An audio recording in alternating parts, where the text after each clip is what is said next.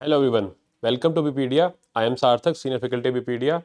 I also welcome you to our initiative जहाँ पर हम SSC CGL से रिलेटेड जितने भी इंपॉर्टेंट MCQs हैं सारे के सारे आपके टॉपिक्स, चाहे वो जीएस हो, स्टैटिक हो, आपका डायनामिक पार्ट हो जीएस का, आपका क्वांट हो, रीजनिंग हो, इंग्लिश हो, everything is covered.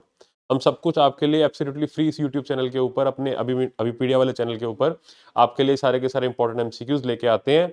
And the topic for today will be polity. आज पॉलिटी से रिलेटेड कुछ इंपॉर्टेंट एमसीक्यू देखेंगे। ये सारे के सारे जो एमसीक्यूज हैं, these are very very relevant for SSC CGL as well as the other exam connected by SSC.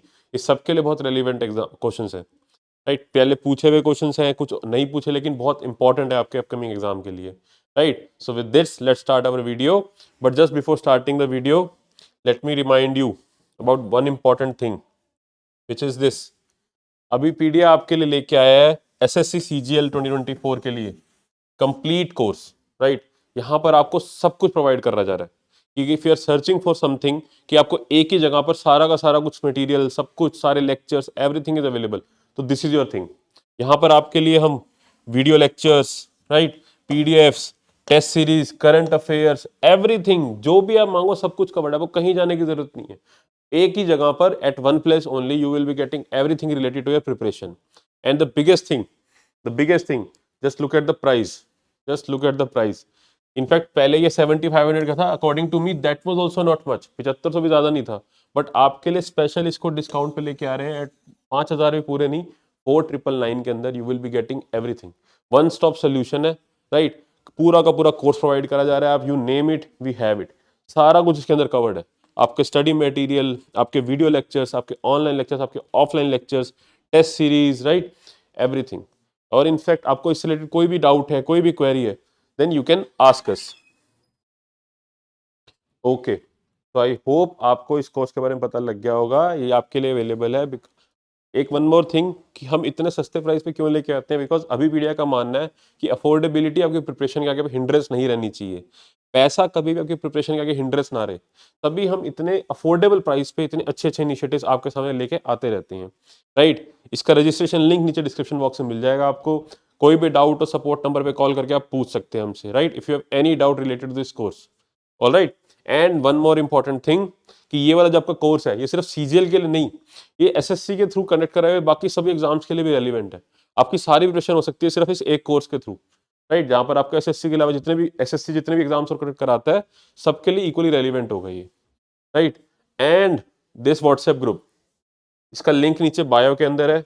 क्या किसके बारे में ये ग्रुप, यहाँ पर आपके एग्जाम रिलेटेड कोई भी क्वेरी हो, right, anything related to your exam, you can ask us over this group. इस ग्रुप के अंदर आप हमसे खुला बिल्कुल आराम से कुछ भी चाहे आप एग्जाम से रिलेटेड हमसे पूछ सकते हैं।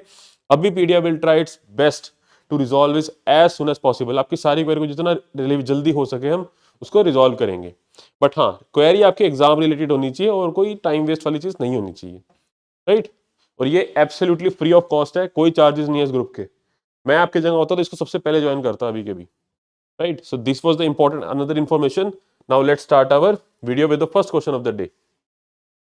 अ money bill, a money bill passed by the Lok Sabha, a money bill passed by the Lok Sabha is deemed to have been passed by the Rajya Sabha also when no action is taken by the upper house within।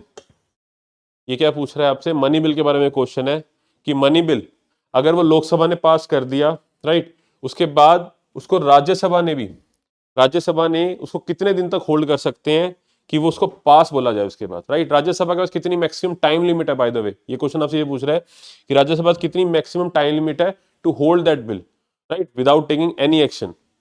Option है आपका A 15 days, B 10 days, C 14 days या फिर D 16 days. This is D option.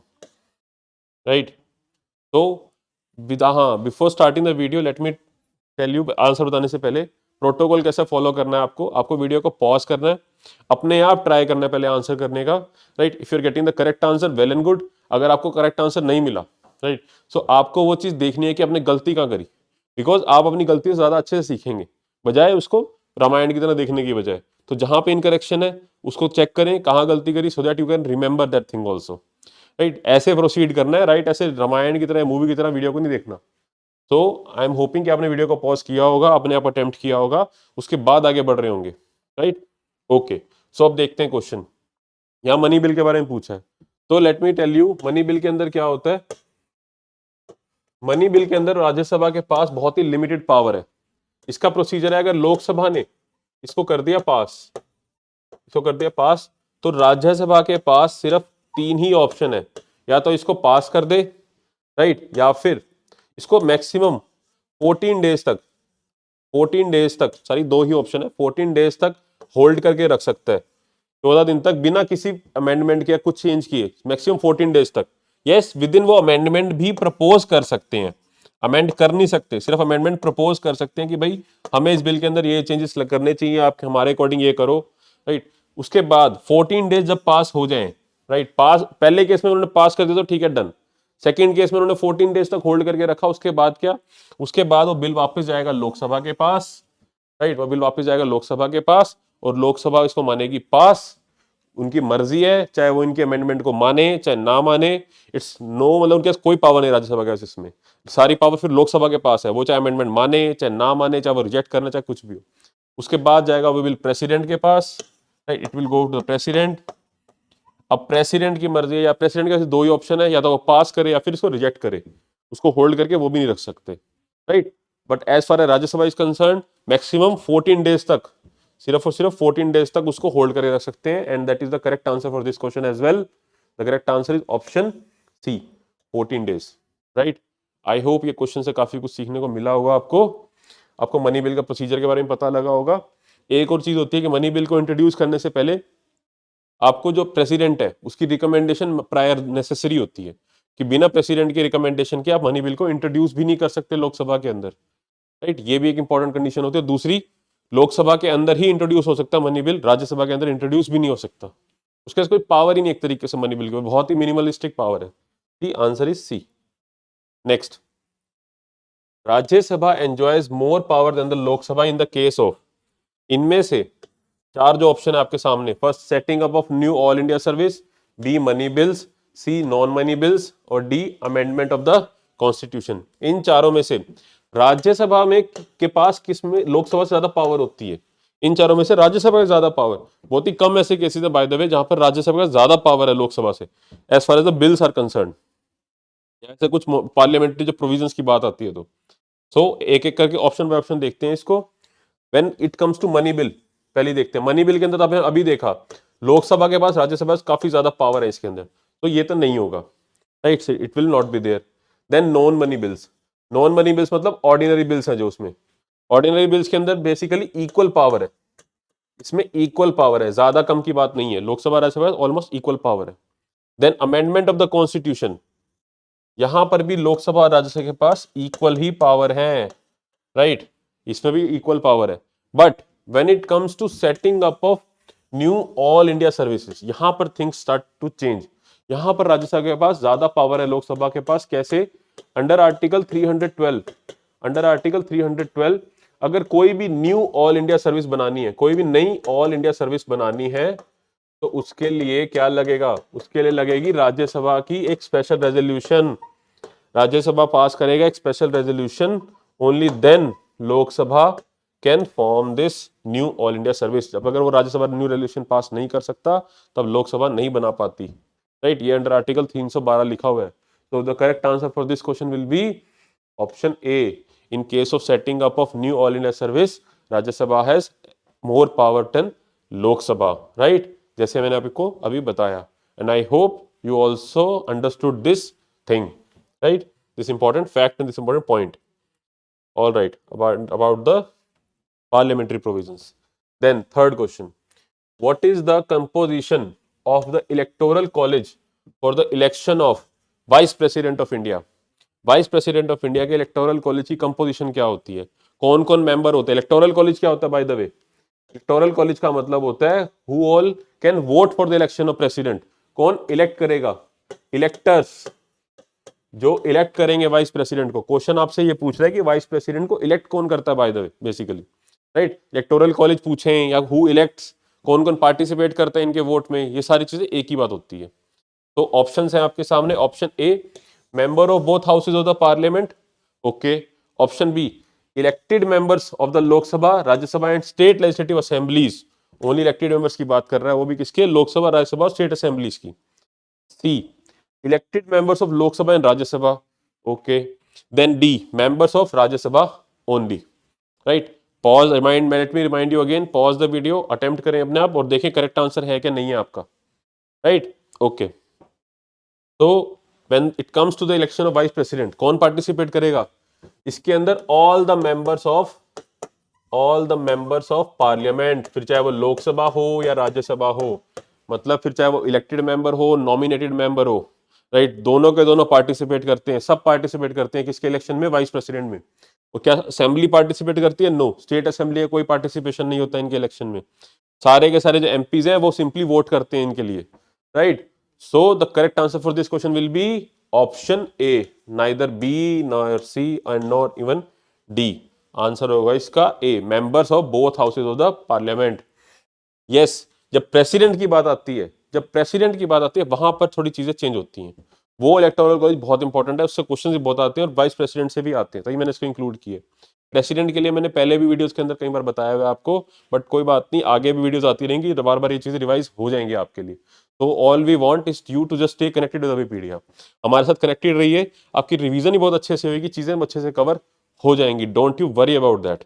बस जे stay motivated and stay connected with Wikipedia, right, okay, see the answer will be option A.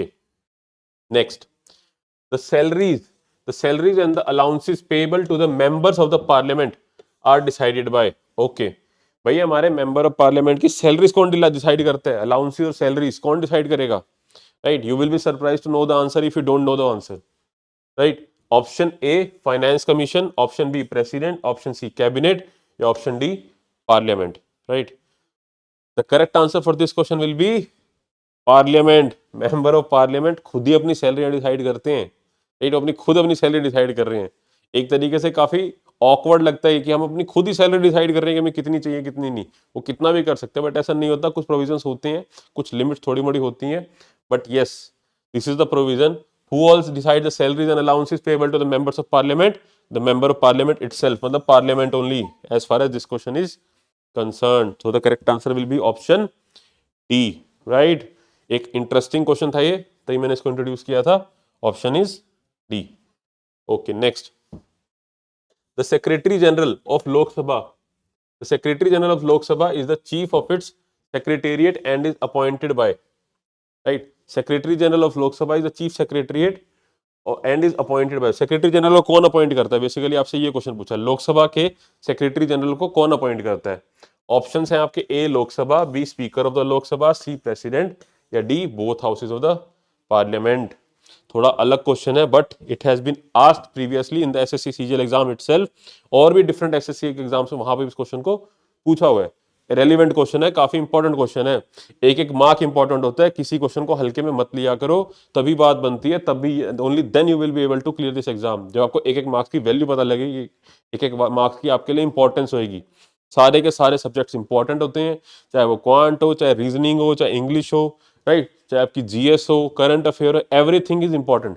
सब कुछ cover करके जाओगे तभी एग्जाम क्लियर होगा। अगर आप ये सोच के जाओगे कि हम ये पार्ट छोड़ देते हैं, वो पार्ट छोड़ देते हैं, बात नहीं बनती। सारा का सारा सिलेबस करना पड़ता है, सारे टॉपिक्स कवर करके जाने पड़ते हैं।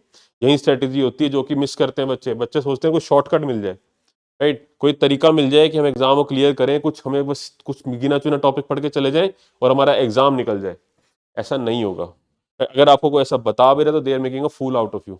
ऐसा कुछ नहीं होता, सब कुछ करना होता है, अच्छे से कवर करके जाता है, होलिस्टिक तरीके से आप चीजों को कवर करके जाओ। यस, स्मार्ट स्टडी बिल्कुल करनी होती है, that is definitely you know to do, smart study जरूर करनी है, बट हार्डवर्क का बिना कोई सोल्यूशन नहीं होता।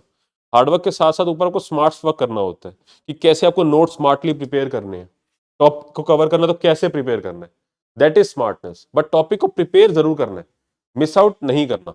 यहां पर थोड़ा सा डिफरेंस नहीं समझ में आते बच्चों को, वो टॉपिक ही छोड़ देते हैं। स्मार्टनेस का मतलब ये नहीं होता कि टॉपिक को कवर ना करना, स्मार्टनेस का मतलब होता है टॉपिक को स्मार्टली कवर करना, अच्छे से एफिशिएंटली, कम टाइम में ज्यादा आउटपुट निकाल पाना, right, that is what smartness is. Alright, okay. So as far as this question is concerned, the secretary general of Lok Sabha is the chief of secretary and is appointed by option, the correct answer will be option B, the speaker of Lok Sabha appoints the secretary general of Lok Sabha, right, okay, just a second, Okay, so the correct answer will be option B. The Speaker of Lok Sabha appoints the Secretary General. Right? अच्छा question था, थोड़ा हटके question था, काफी बार पूछा हुआ है. Next, who among the following is eligible to cast the deciding vote over a bill in a joint parliamentary session? यहां पर किसकी बात हो रखी है? ज्वाइंट सेशन की. Joint session. ओके, ऑप्शंस हैं आपके: prime minister, chairman of Rajya Sabha, speaker of Lok Sabha, deputy speaker of Lok Sabha. Okay, first of all joint session कब होता है? ज्वाइंट सेशन होता है बेसिकली डेडलॉक वाली सिचुएशन में, जब एक डेडलॉक क्रिएट हो जाए. राइट? अब डेडलॉक का मतलब क्या है यहां पर? कि जब दो हाउस हैं आपके, लोकसभा एंड राज्यसभा, अगर इनके अंदर किसी बात को लेके एग्रीमेंट नहीं हो रहा, ये किसी चीज को लेके एग्री नहीं कर रहे, मतलब लोकसभा ने कोई बिल पास किया, ऑर्डिनरी बिल पास किया, और राज्यसभा उसको रिजेक्ट कर दिया ऑल टुगेदर, लेकिन लोकसभा कह रही है कि नहीं मुझे पास कराना है, और राज्यसभा उसको रिजेक्ट कर रही है. और दूसरा केस कि लोकसभा ने उनको बिल भेजा, राज्यसभा कोई एक्शन नहीं ले रही 6 महीने तक, for 6 months Rajya Sabha has not taking any action, कुछ ले भी नहीं रही, तो वो भी डेडलॉक वाली सिचुएशन है. राइट? अगर ऐसा कुछ है, या फिर राज्यसभा ने कोई अमेंडमेंट प्रपोज किया और लोकसभा उसको नहीं मान रही, ये सिचुएशन अगर आ जाए, उसको बोलते हैं डेडलॉक, कि भाई दोनों में टकरार है, दोनों नहीं मान रहे, दोनों सेम टर्म्स पे नहीं आ रहे, तो उस केस में बुलाई जाती है ज्वाइंट सिटिंग. बुलाता कौन है joint sitting? Right? Joint sitting is called by the president. First of all president बुलाते हैं समन करने के लिए, भाई आओ ज्वाइंट सिटिंग कराते हैं, बुलाते हैं वो, लेकिन वो प्रिसाइडिंग ऑफिसर नहीं है bye the way. Presiding officer कभी भी नहीं होते president.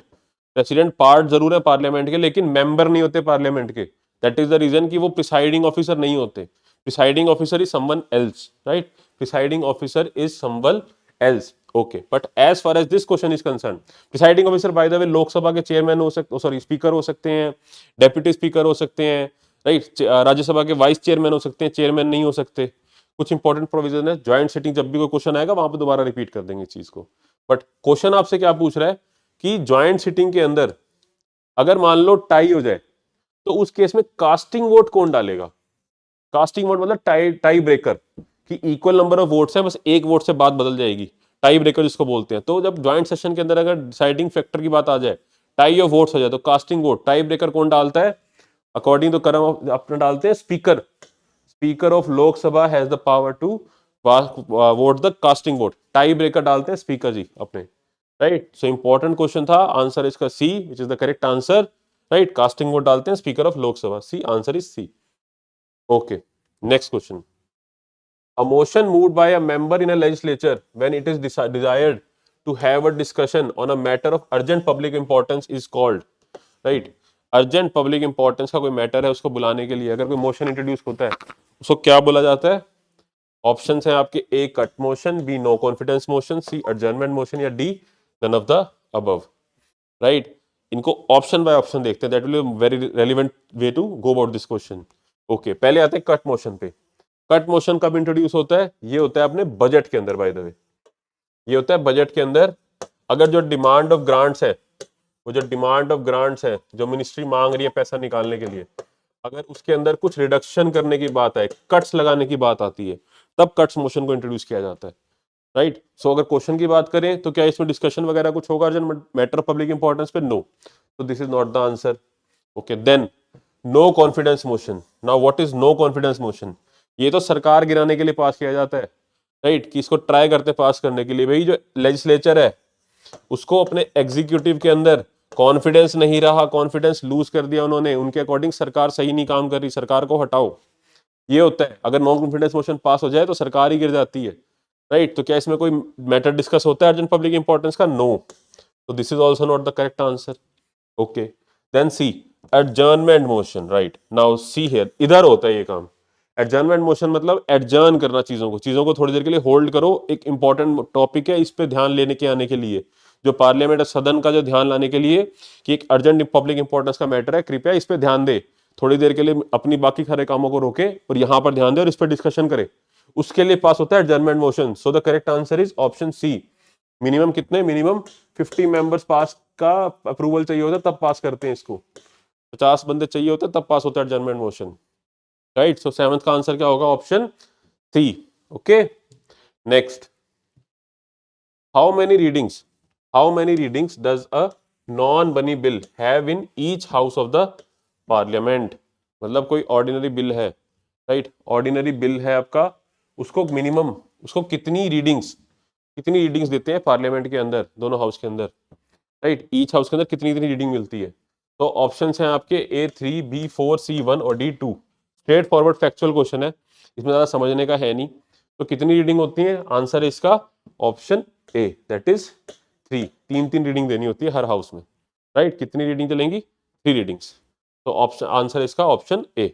Okay, see a bill is generally read thrice in the parliament. The first reading of the bill takes place when it is introduced to a legislature. During the second reading the draft of the bill is read, और third reading के अंदर भी introduction मतलब उसकी brief explanation चलती है फिर। Okay, next, in case the president wishes to resign, to whom he has to address his resignation letter। President साहब जी, हमारे जो राष्ट्रपति साहब जी अगर रिजाइन करने पे आ जाएं तो किसको अपना रेजिग्नेशन लेटर देंगे, किसको एड्रेस करेंगे, राइट, किसको देंगे। तो ऑप्शंस हैं आपके ए prime minister, B chief justice of India, C vice president, या डी सेक्रेटरी ऑफ लोकसभा। कि late me remind you again, video को पॉज करना है और आंसर करना है। अगर आप नहीं कर रहे तो काइंडली डू दैट, अपने आप ट्राई करना है पहले क्वेश्चन को। Okay, so the correct answer for this question, इसके अंदर क्या है, प्रेसिडेंट और वाइस प्रेसिडेंट जी अपने भाई भाई होते हैं इस मामले में। They are both like brothers. की वाइस प्रेसिडेंट को रेजिग्नेशन लेटर देना हो तो प्रेसिडेंट को देते हैं वो, और अगर प्रेसिडेंट को देना हो तो वाइस प्रेसिडेंट को देते हैं, राइट। सो करेक्ट आंसर है इसका ऑब्वियसली ऑप्शन सी। तो ये इंपॉर्टेंट फैक्ट था, I need to make a note of it, कि अगर प्रेसिडेंट को रिजाइन करना है तो वाइस प्रेसिडेंट को अपना रेजिग्नेशन लेटर वो हैंड ओवर करेंगे कि भाई हम चले, हमारा हो गया, राइट। वाइस प्रेसिडेंट जी को करना हो भाई हम चले, हमारा हो गया, तो वो प्रेसिडेंट साहब जी को देंगे, ठीक है। तो इसको ध्यान रखेंगे। Okay, see the correct answer will be option C. Okay, next, how many times the president of India can seek reelection to his post, right. President को बार बार री इलेक्ट, कितनी बार अपनी एक ही बंदा एज अ प्रेसिडेंट अपने आप को कितनी बार री इलेक्शन के लिए खड़ा कर सकता है, राइट, कि वो री इलेक्ट हो जाए, री इलेक्ट हो जाए, कितने बार। ऑप्शन है आपके ए 3 times, B 2 times, see once, या any number of times. Straight forward factual question है। इंडिया के अंदर क्या है कि एनी नंबर ऑफ टाइम्स, एक ही बंदा बहुत बार प्रेसिडेंट बन सकता है, कोई लिमिट नहीं है, जितनी मर्जी बार इलेक्शन के अंदर पार्टिसिपेट कर सकते हैं। But when it comes to USA की अगर मैं बात करूं तो वहां पर क्या लिमिट है, सिर्फ 2 times. In USA only 2 time, maximum 2 बार ही कोई बंदा प्रेसिडेंट बन सकता है, उसके बाद दोबारा कभी नहीं बन सकता। For example like Barack Obama, वो 2 बार बने हैं, उसके बाद उनको अलाउड ही नहीं था बनना, राइट, बिकॉज वहां पर 2 बार की लिमिट है। इंडिया के अंदर कितनी बार भी खड़े हो सकते थे आप, कितनी बार पार्टिसिपेट कर सकते थे। तो correct answer is option D, right. Then next, the parliamentary committee which scrutinises the report of the controller and auditor general. मतलब कैग की जो रिपोर्ट्स होती हैं, कैग की रिपोर्ट्स को जो स्क्रूटिनाइज करते हैं, राइट, वो कौन सी कमिटी करेगी। ऑप्शंस हैं आपके A estimate committee, B public account committee, C select committee, या D none of these, right. CAG एक इंपॉर्टेंट टॉपिक है, इसमें कई बार एक्चुअली भी लेक्चर्स लेके आ चुका हूँ, इससे इतने ज्यादा इंपॉर्टेंट एमसीक्यूज है, काफी बार पूछा जाता है। और एक और चीज पूछी जाती है जो मैंने आपसे इस क्वेश्चन में पूछी है, basically these are what, this is the friend and philosopher. को जिस कमिटी का इसका आंसर है, राइट, विच इज, जो भी आंसर है इसका, उसको फ्रेंड एंड फिलोसोफर भी कहा जाता है, किसका, कैग का, right. Friend and philosopher of CAG is also called that, which is that the correct answer is option B, public account committee. Public account committee को कैग का फ्रेंड एंड फिलोसोफर भी कहा जाता है, वाइस वर्सा भी कहा जाता है कि पब्लिक, कि CAG is the friend and philosopher of public account committee, दोनों दूसरे के फ्रेंड माने जाते हैं। बिकॉज पब्लिक अकाउंट कमिटी क्या करता है, कैग की जो रिपोर्ट आती है वो पार्लियामेंट में जो टेबल होती है प्रेसिडेंट के थ्रू, उसके बाद पब्लिक अकाउंट कमिटी ही है जो उस पर और ज्यादा फाइंडिंग्स करती है। कमिटी बैठती है, they go for it, search for it, investigation चलती है उसके ऊपर, they will look after it, right. And one more thing, public account committee को मिनी पार्लियामेंट भी कहा जाता है, इसको मिनी पार्लियामेंट भी कहा जाता है। वाई, बिकॉज इसके अंदर कितने 22 मेंबर होते हैं, 22 members, out of it 15 is from Lok Sabha and 7 is from Rajya Sabha. ये दोनों का कंपोजिशन होता है इसके अंदर, राइट। तो इसलिए इसको मिनी पार्लियामेंट भी कहा जाता है, which is also very important fact, kindly do make a note of that also. PSC and CAG are inter related, they are friends of each other, और पीएससी को मिनी पार्लियामेंट भी कहा जाता है, राइट। ओके, इंपॉर्टेंट क्वेश्चन था, अच्छा question था। The answer is B. Next, how many members of Rajya Sabha, how many members of Rajya Sabha retire from the house every 2 years, हर 2 साल बाद कितने राज्यसभा के मेंबर रिटायर होते हैं? ऑप्शंस हैं आपके A 1/3 of the total members, option B 1/6 of the total members, option C 1/10 of the total members and option D 1/12 of the total members. By the way, Rajya Sabha क्या ये परमानेंट हाउस है? Yes, it is a permanent house, it is a permanent house. इसका क्या मतलब होता है? इसका ये मतलब होता है कि ये डिसॉल्व नहीं होता, डिसॉल्व नहीं होता। लाइक लोकसभा का क्या है, लोकसभा अगर 5 साल बाद जब तक री-इलेक्शन अगर मान लो नहीं हो पाए तो लोकसभा डिसॉल्व हो जाती है, तभी उसके री-इलेक्शन करने पड़ते हैं। हर 5 साल बाद लोकसभा के इलेक्शंस होते हैं, राइट। पूरा का पूरा हाउस डिसॉल्वेबल होता है, परमानेंट नहीं होता। री-इलेक्ट करो, लोग चूज करते हैं। बट राज्यसभा की क्या बात है, राज्यसभा परमानेंट हाउस है, ये हमेशा रहता है। बट यहाँ पर क्या प्रोविजन होता है कि आफ्टर एवरी 2 years, हर 2 साल के बाद, हर 2 साल के बाद 1/3 of its member, 1/3 of its member क्या होते हैं, रिटायर हो जाते हैं। और एक इंपॉर्टेंट चीज मैं आपको क्या बताना चाहता हूं कि हाउस डिसॉल्वेबल नहीं है, बट जो मेंबर्स हैं वो परमानेंट नहीं होंगे, वो तो ऑब्वियसली चेंज होंगे। बट जो हाउस है, राज्यसभा एज अ हाउस, वो परमानेंट है, वो डिसॉल्वेबल नहीं होता। And after every 2 years 1/3 of its member retire. So the correct answer is option A, right. Correct answer क्या है इसका, ऑप्शन ए। आई होप चीजें आपको यहाँ से समझ में आई होंगी, राज्यसभा के बारे में काफी कुछ सीखने को मिला होगा इस क्वेश्चन के थ्रू भी, right. Okay, see answer is A.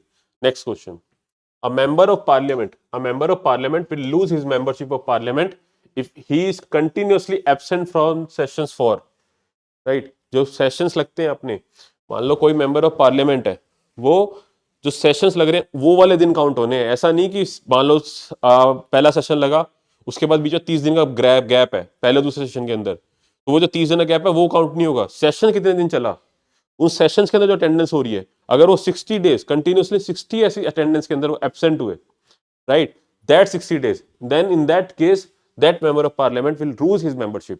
So the correct answer will be option B, 60 days, not 90 days, not 30, not 365, 60 days जिसमें सेशन लगा है वो वाले 60 days, लाइक जिसमें क्लास लगी हो वो वाले 60 दिन, छुट्टी वाले दिन काउंट नहीं होंगे इसके अंदर, राइट। वो जो बीच में वेकेशन है वो वाले दिन काउंट नहीं होंगे, राइट। तो ये भी चीज ध्यान रखनी है कि 60 डेज कौन से 60 डेज है इसके अंदर, right. Next,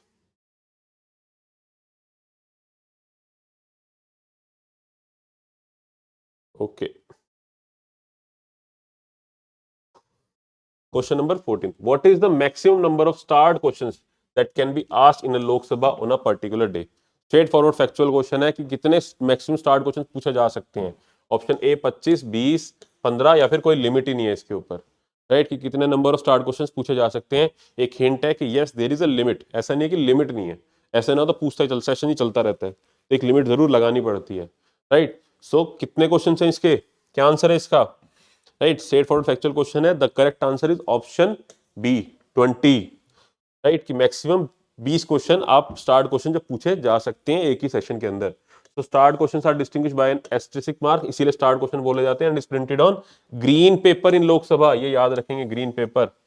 20 starred questions, 20 starred questions are listed on a day, green paper के ऊपर, और स्टार्ट मार्क एस्टेरिस्क मार्क होता है, इसलिए उनको स्टार्ट क्वेश्चंस बोला जाता है, right. So answer is option B. Next, if the Speaker of the Lok Sabha intends to vacate his office before the expiry of his term, he sends his resignation to। अगर speaker को resignation देना है, right, speaker को अगर resignation देता है तो किसको देंगे अपना रेजिग्नेशन, राइट। सो ऑप्शंस हैं आपके, ए deputy speaker, B chairman, C leader of the house, या D president of India, right. And the correct answer for this question is option A, that is deputy speaker of Lok Sabha. सो अगर speaker को resignation देना है तो वो deputy speaker को resignation letter देंगे। And with this we have reached the end of our video, but just before that I have one more last important thing to tell you, which is the माइक्रोवर्स।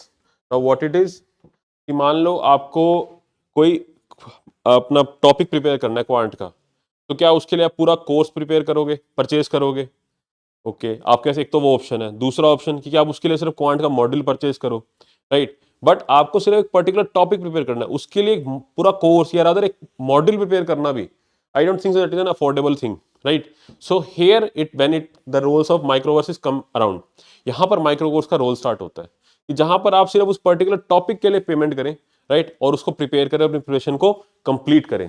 ये अबीपीडिया का एक बहुत अच्छा innovation है, जहां पर हम आपके लिए टॉपिक बाय टॉपिक आपके लिए कोर्सेज अवेलेबल कराते हैं और उसके लिए बहुत ही मिनिमलिस्टिक पेमेंट होती है, राइट, कि सिर्फ आप उस टॉपिक के लिए प्रिपेयर करें और प्रिपरेशन को कंप्लीट करें। तो now let me show you how to access the micro course.